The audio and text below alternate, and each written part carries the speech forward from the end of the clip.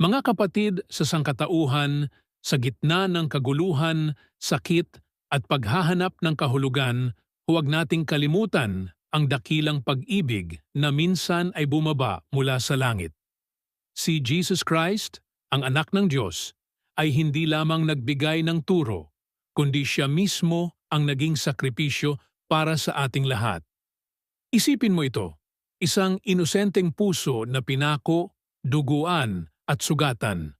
Ngunit sa bawat patak ng kanyang dugo ay nakaukit ang iyong pangalan.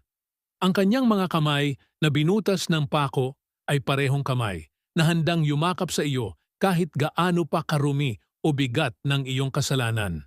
Hindi siya nagpunta sa mundo upang hatulan ka, kundi upang mahalin ka, upang ipakita na sa likod ng bawat luha, takot at pagkatalo may pag-asa.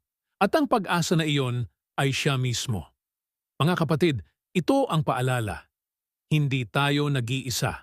Ang ating buhay ay mahalaga. Ang ating kaluluwa ay kayamanan sa paningin ng Diyos. At kung minsan, sa katahimikan ng gabi, kapag ramdam mong walang nakaririnig sa iyo, tandaan mo naririnig ka niya.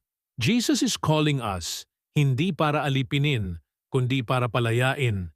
Hindi para takutin, kundi para yakapin.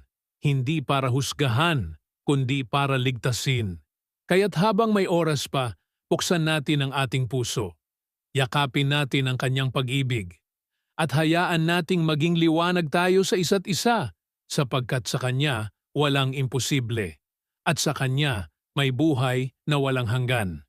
Dahil sa kanyang krus, may pag-asa ang buong sangkatauhan.